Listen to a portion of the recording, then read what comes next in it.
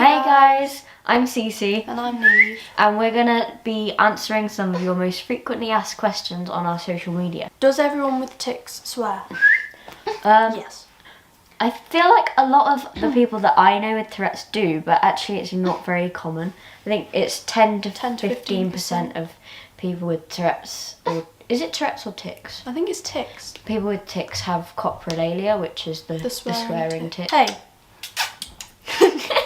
Do tics have to start as a child? No, you can develop tics from lots of different things. Like I have Tourette syndrome. Neve hasn't been diagnosed with Tourette syndrome yet, but they can be caused by so many different things that it can definitely happen in adulthood. There's actually a criteria to be diagnosed with Tourette's, and one of the parts of the criteria is that you develop your tics under the age of 18.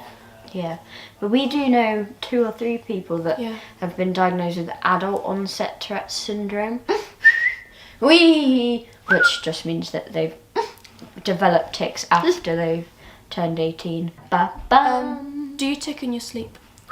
I don't think I do, but that's a really hard one to answer because obviously we can't tell. My friends say I don't. So. Yeah, from what I've been told, I don't generally. But the people who have told us and people that don't really know much about tics or Tourette's, so they might not be seeing our like smaller motor tics. I wouldn't be surprised if we had smaller motor tics in our sleep. Oh yeah. Or like, you know when you wake up partially but you don't remember waking up? I'm sure you'd probably tic during that. What's Tourette's? Tourette's syndrome is a neurological condition caused by the part of the brain called the basal ganglia, and it's said to have ruptured in people with Tourette's syndrome. Causes brain signals to misfire, which makes you make involuntary movements and sounds called tics. When were you diagnosed? I was diagnosed on the 2nd of December 2020. I'm not diagnosed with Tourette's, but I am diagnosed with FND, and I got diagnosed in July 2021. What is FND? FND is functional neurological disorder. It's where the brain and the nervous system don't work in coherence with each other. It causes signals to misfire and get lost. It can cause a variety of symptoms. No, it can't. Yeah, it can. Such as seizures, twitches, paralysis, joint locking, fatigue, pain. There's a list of symptoms. It's sort of an umbrella term for a bunch of different symptoms, and you can have other diagnoses within FND, for example NEAD, which is non-epileptic attack disorder. If you could get rid of vocal or motor tics, which one would you choose? That's such a hard question because both of them have like their perks and their downsides. But yeah, in public I'd get rid of the vocal tics. Hey! But motor tics can be really painful. Yeah, damaging. Like, you can injure yourself because of motor tics, but you can't because of vocal tics. And you can get embarrassing motor tics, but they're generally not. The ones where I hit other people are quite embarrassing. Yeah, not just embarrassing, but makes me feel upset that I can't control invading someone's privacy. I'm in your bubble. This is my no-no square. Stop. Don't touch me then. With Cece, I feel comfortable letting all my tics out. I know she's not going to judge me, but around other people, not knowing what your body's going to do can get a bit... Yeah, even if they're people that you know really well. Yeah. If they don't understand, if they don't have Tourette's then or tics, then it's harder to be yourself. Can you drive with tics? We could both drive with tics, but we can't drive for other reasons. So I'm visually impaired. And I have seizures, so I can't drive because of that. A few people I know with tics or Tourette's can actually drive, so I guess it just depends on what kind of tics you have, because if you have ones where you're going to turn the steering wheel, then obviously not, but I think it's just a case of whether you feel comfortable with it or not. You've got to listen to your own body. Hello, I'm listening. How do you do exams with tics? You don't. Do you get a separate room for yours? So I've got a bunch sort of extra things that I get given for tests. So I've got a scribe who can write for me, I've got a dictator who can read for me, I've got a separate menu for both mine and other people's benefits. When I was doing my GCSEs, Tourette's wasn't really very well understood, so I had to suppress my tics during my exams. They did let me, I'd always be the last person into the exam hall and the first person out, and I'd sit right at the back because my surname starts with an A, so otherwise I'd be right at the front, and it would really stress me out that everybody else was behind me and they were able to see me at all times. So they did let me move to the back, but yeah, I didn't really tell many people in detail about my tics, so there weren't really any accommodations. I also get 25% extra time. That's for dyslexia and tics. It was actually mock week last week, so I got all of my things that I would get in my actual GCSEs, and during the middle of one of my English exams I had a tic attack, so we had to stop the time. So if that happens, you stop the time and then you would just continue it another day. In my course at the moment, we don't actually have any exams. I get that question a lot on my TikTok. Is how do the other people in the room cope with your tics during exams? But my course is entirely coursework based, so we don't have to deal with that anymore, luckily. That's good. You. At the same time. Do you know what your tics will be before they happen? No. For the majority of the time, no. It depends on the context. Sometimes if something specific has triggered it, I'll be able to sort of guess what's coming because I know how my tics react to certain things. Yeah. A lot of the time, my tics can be observational. So if I see someone with pink hair, my tic might tick about their pink hair. Candy floss. Like that. So I can sort of predict what might happen. Also, if it's a long tic, I've got a moonpig.com tic. Moonpig.com. Sorry. It's alright, don't worry. Moonpig. That was perfect. If I say moonpig, I know that it's going to end in .com, so halfway through the tic, I know what it's going to say because I've already started the tic. They're quite good at guessing what they could be, but we don't actually know. It's just a prediction. What does it feel like to suppress? Oh, I actually hate that feeling so much. Suppressing is basically where you hold in your tics. Not actually sure of the science behind it. I don't know how it works. It takes a lot of practice. So Cece is a lot better than I am. Okay. It's just holding in your tics, but it's extremely uncomfortable and it takes a lot of concentration. I think it depends on the person, but for me it hurts my chest. So like, this might sound too much information, but you know, if you have trapped wind, it's similar to that feeling for me, a build-up of tics like in my chest. It's as if you can feel it physically building up. Yeah, people say it's like when you shake a bottle of fizzy drink or something like that. For me, it does feel like that, but all the way up my back, it's sort of like an electricity kind of feeling. I don't even like thinking about that. Hello. Do tics take up energy? So much. It's exhausting to be constantly moving. It's like a constant workout, I guess. But pinch. You are. I wish. Oh, I forgot I had my nose pierced then. Oh yeah. I was meant to wipe my nose.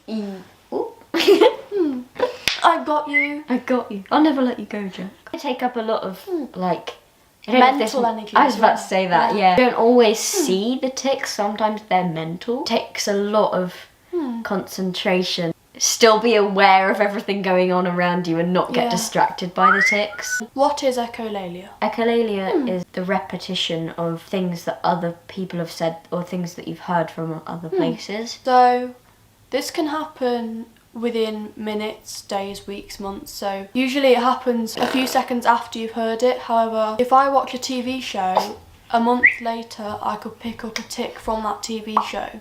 That's still echolalia because it's something you've heard, but it's not happened straight away. And quite often for me, it will be things that I don't even remember hearing. Do you ever get that? Yeah. I've only ever tried to watch the B movie once, and I was in class the other day, and I recited the first paragraph of the B movie, and I don't remember that at all. It just happened. It's like your subconscious takes it in.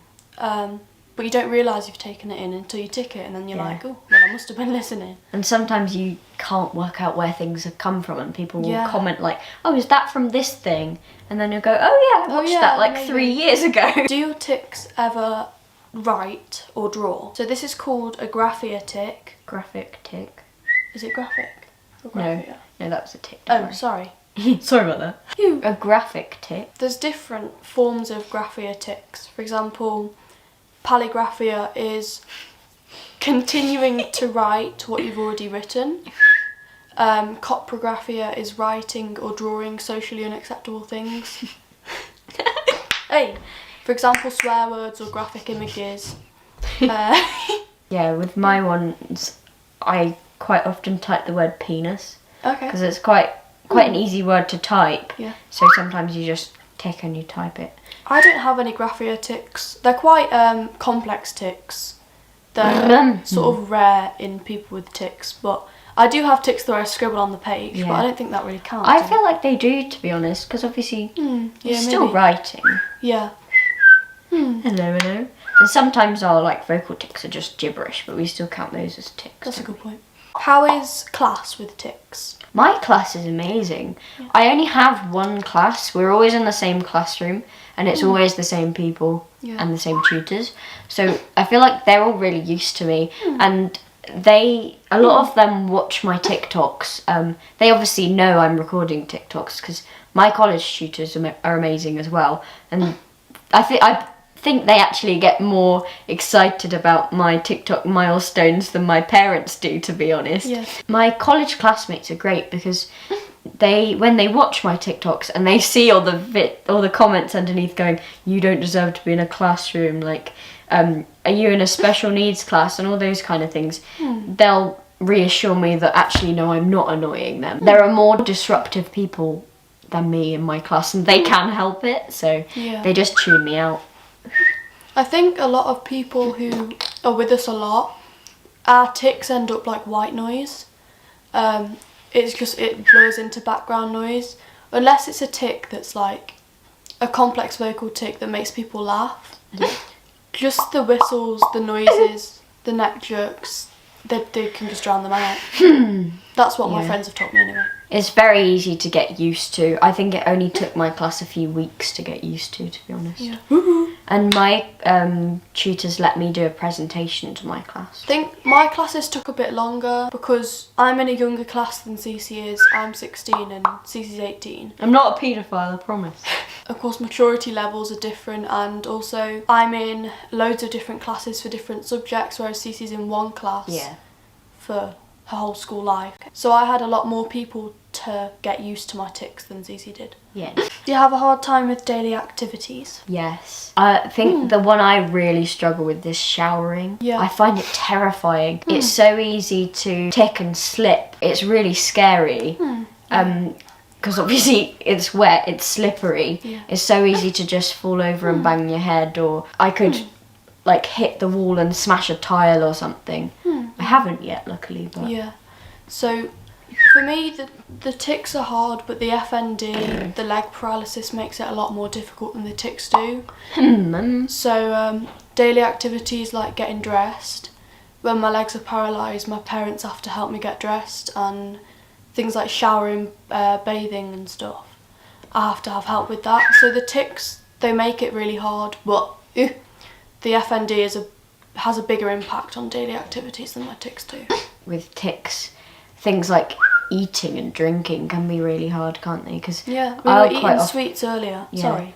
we eating were sweets throwing them earlier. all over the place. Yeah. And it's like spitting out water and Yeah. throwing food and Which can be embarrassing. exactly, especially in restaurants and things. I feel completely myself around Cece, but around other people, I would feel embarrassed if I threw food around. I hate this question, but have you ever blamed something on your tics that wasn't a tic? Okay, I feel like it's a pretty universal answer that anyone who actually has tics is going to say no, because we understand that we want people to be able to trust us. Yeah. And B would just feel too bad taking advantage of it. Yeah. It's like, it's just not something that would cross our minds. Are you able to control the volume of your tics? I can't. No, neither can I. No, I have no control over the volume.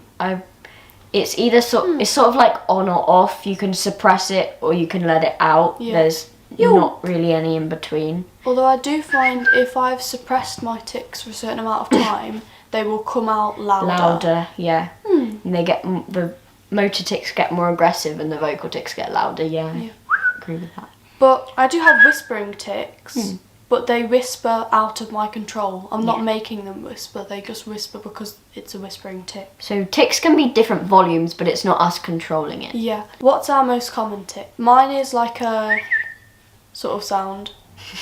That one. That one, yeah. Mine is actually one in my leg. You can't see it very well, but I've had it since I was literally like 9, and it's just the leg muscles in my thigh tensing. But that one's been pretty constant since I was about 9 years old. I've also got like a the sound. That's pretty constant as well. Have you ever told a secret with your tics? Yes, I accidentally told everybody who my secret Santa was last year. Oh no. Yeah. Hey. I've told secrets with my tics, but I wouldn't say as a general rule your tics reveal the truth. No. It's more of a coincidence. Yeah. You.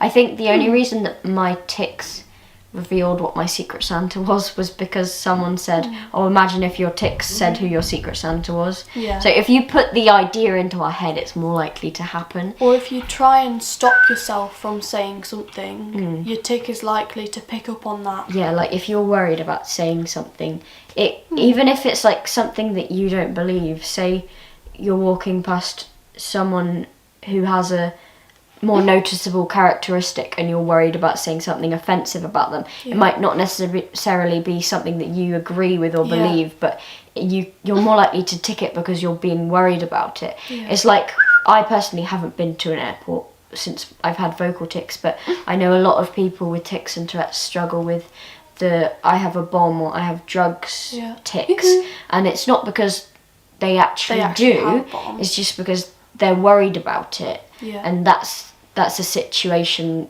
where it triggers it. It triggers it, yeah. How do teachers react? So my teachers, as a general rule, are really good. The only thing I will say about my teachers is sometimes I don't think they're quite as educated on it as they could be, which is no fault of their own. For example, if my tic swears, they'll say, darling, like, try not to swear.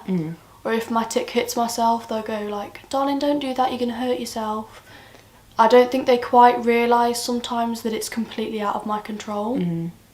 Yeah, it's like, since September I've had new support workers, so they come in and scribe for me, and a few of them haven't, they're all absolutely amazing, but a few of them haven't really understood that it's completely involuntary, and a few of them have done a few things like said, oh, imagine if your tic does this, and then a few of them were quite they don't realise that it's going to trigger the tic. A few of them were quite upsetting ones as well, like I have a cane because I'm visually impaired, and I think one of my tutors said, oh, imagine if you hit someone with that, which obviously if you put it into my head I'm really going to struggle with it, and that's something that I need to get around. So I think, that's the only bad thing I've had with my tutors. Have you ever got into trouble with your tic? Personally, I haven't. No.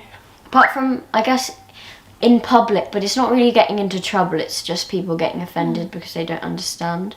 I've had a few older ladies shout at me. I've been recorded ticking. Oh, yeah. I wouldn't say that's getting into trouble, but that is a not nice experience that I've had. I was with my friend and I was ticking quite badly. I was having a lot of vocal tics. They were swearing a lot, but they were also saying other things, so it wasn't just old like, man, fucking coffin dodger.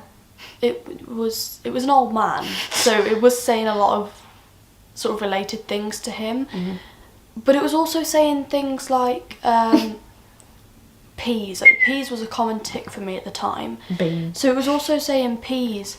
So it was obvious that I wasn't just swearing, and he recorded me from all angles. We had to get mum involved and the police involved to try and get the video off his phone, and that wasn't nice. How do parents/siblings react? Shitly. Shitly. That's a good word. My family used to be a bit off with it. Like, they didn't really understand them. So I first went to the doctor when I was 9 because my parents noticed my tics. And they basically just told us to ignore them and they'd go away, which obviously they didn't. But I think as I got a bit older, my siblings started to catch on that they could do certain things that would trigger my tics. Yeah. So a lot of things trigger my tics. Like, a weird one is light switches being like wonky. Okay. So they'd go round and just flick the light switches so they were in the wrong directions and things like that, because they knew it would stress me out. Or they'd say the word twitch, because when you talk about tics or when you think about tics, they get worse. Yeah. My parents are amazing with my tics. Tits? Did you say tits? No. And my sister's really good with them too. How are your tics with animals? As a general rule, my tics are amazing with animals. They calm me down a lot. But when I'm not actually cuddling them and they're just there, my tics sort of poke them or cover their eyes. That's a common one. I'll cover their eyes and then go like, you can't see, or something like that. Yeah. How are your tics with animals? My tics, they do sometimes calm down with animals, but it depends what animals, because I don't really like germs. Germs stress me out a lot, so my rabbits really calm me down, but for example my cats, I can't just sit there and stroke them because I just don't like the germs aspect of it, so I guess it depends really. Have you ever had a tic attack in school? Mine mostly happen at night though. Yeah, me too. I don't know. When I'm tired. Yeah. Mine are usually like 3 a.m. when no one else is awake, which is kind of annoying because sometimes I would like someone else around. Support. But yeah, it is what it is. I have sort of different levels of tic attack. So I've had sort of tic attacks in school, but I've never had what I call a full body tic attack, which is where I'm like writhing around on the floor. I've never had one like that in school. No. And when my tics get bad in school, I just go home. So it's never got to the point where my tics are so bad in school, because I would just go home when they're getting to that point. Yeah, I feel like I've had things that other people might class as tic attacks. Oh yeah. But they were more just, it was more just a bad tic day for me. I feel like it depends on the person, because obviously you don't really see anybody else's tic attacks, so it's, I mean, not that we would want to compare, but it's hard to tell what is and what isn't. What's a tic attack to you that might be not? Because for me, it's a certain feeling. It's a certain feeling all the way through my back, and that's how I know it's a tic attack. 2 tic days could look the same, but could feel completely different. 1 tic day could feel like a tic attack, and 1 tic day could look like a tic attack, but you don't get the horrible feeling inside you. Yeah. Have you ever had a seizure in school? So this question's for me because, you know, I don't have seizures. Don't have seizures. Yeah, I've had multiple seizures in school. When my seizures get bad in school, I have to go home. But like the odd absent in school, I'm fine with. I just stay in class. But if they get into bigger seizures or back-to-back seizures, then I go home. Why do you have a wheelchair or crutches? I have a wheelchair and crutches because of my FND. My legs can partially paralyse or fully paralyse. My feet could lock. So I'd need crutches or wheelchair, either of those. That question was on one of my old videos when I did have a wheelchair and crutches. That was a very brief thing. It was only one of my legs, and it used to paralyse, which I was quite worried because A, I didn't want it to look like I was copying everybody else, and B, it's not normal. But that sorted itself out when I started steroids in June. So the doctors think it was a trapped nerve in my spine, which would make a lot more sense. Do strangers get offended by rude tics? Some of them do. You get a lot of stares when you have tics. Except for that man who recorded me, I've never had like a stranger actually say you're being rude, but I've got a lot of stares. Yeah. I've had a few older ladies. There was one in Aldi once. She followed me around the whole shop, and then when we got through the checkouts, told me to stop swearing because there were kids around, and then I explained to her what Tourette syndrome was, and she wasn't listening. She just kept saying, like, keep the volume down, like, there's kids around, it's rude. Yeah, she really wasn't listening. So, but then I got my Tourette's ID cards, so you can give them out to people and they have like information on them. But I think there was the only other time that actually quite scared me was I was trying to walk back from my college to the bus stop. I was behind everybody else. They had already gone ahead because I needed to finish off some work, so I was on my own, and this massive group of teenage boys on bikes came and literally surrounded me and started like mocking my tics, which was terrifying. Yeah. Do your tics annoy you? Yes. So much. Oh my god. They're just...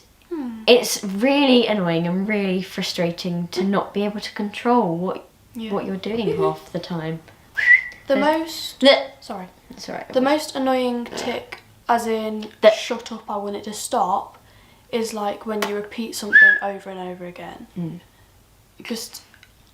It really gets to me. It's like a 2-year-old in your ear. Is it offensive if I laugh at a tic? Personally, I don't find it offensive, but I think it's different for everybody. Yeah, you have to ask the person. Yeah. Depends on the circumstance. If you're laughing at me injuring myself, I would be bothered. Yeah. But if you're laughing because it's a funny tic, and if I'm laughing, then go ahead. Like, it makes me feel more included. It's definitely situational. Like, some of them you feel a lot more comfortable if people do laugh and actually acknowledge it rather than just ignoring it and feeling awkward. But then some of them, it's just like you'd rather they ignored them. Yeah. It also depends what mood I'm in, to be honest. Yeah. If I'm in a bad mood and I want people to be taking me seriously for once, then I don't really like people laughing. But it's not something you can really like tell people because otherwise they feel uncomfortable. Is it fun to have tics? No. It's not at all. There are fun times that you can take the positives out of your tics. Yeah. I feel like you have to find positives in the situation, but it doesn't make the situation positive, if that makes sense. It's like, I'm really glad that I've met people like Neve and all the community, but at the same time, I really hate my tics. So the tics aren't fun, but there are fun parts about the tics. Do your tics get triggered when you're editing videos?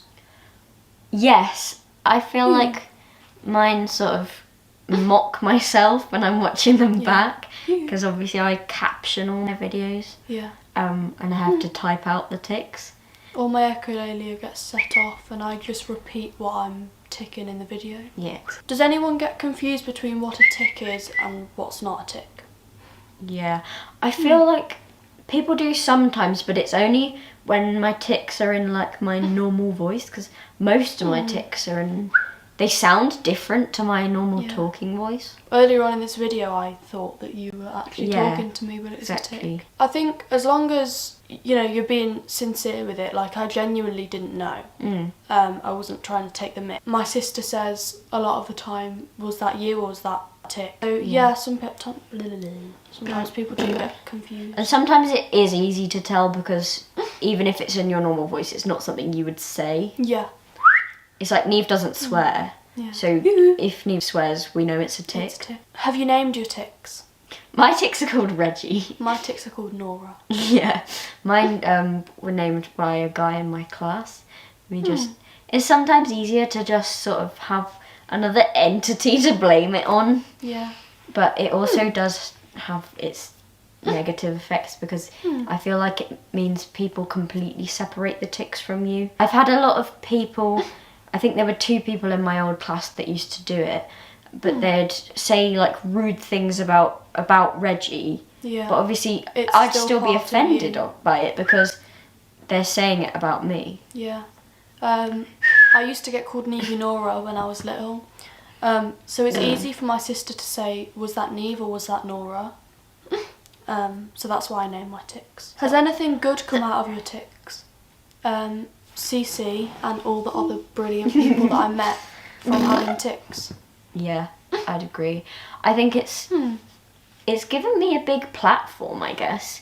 But it's hard to tell whether I would give up the platform not to have tics, because obviously I don't want the tics. How do moods affect your tics? Oh, moods really affect my tics. Moods massively. Especially when I'm excited. Like, if I'm excited, then I'm literally bouncing off the walls. My tics get bad when I'm excited and my tics get bad when I'm stressed, but they're different types of bad. Yes. Like, when I'm excited, they get excited. They're Yeah. all shaky and, like, jumping off the walls and excited. When I'm stressed, they're a lot more violent. Yeah. Or tired. They tired. can get a lot more violent when I'm tired. Or angry, Anxious. actually. Angry. Yeah. When I'm angry, my tics get quite loud. My tics are at their best when I'm sad. Yes, me too. When I'm sad, my tics tend to be just the motor ones. Like, I only have the little whistly tics if I'm sad. If I'm... It's quite sad, but if I'm crying, I'd literally have no tics. Yeah. I think that's... Other than, like, playing guitar and stuff, I think that's the only time when I have no tics is when I'm very, very low. That's all the questions. Cool. Okay, well, thank you very much for watching. Subscribe to our YouTube channels, they'll both be in the description. And check out our TikToks and our Instagrams if you want to see more content from us. We love you all. Thank you. Bye.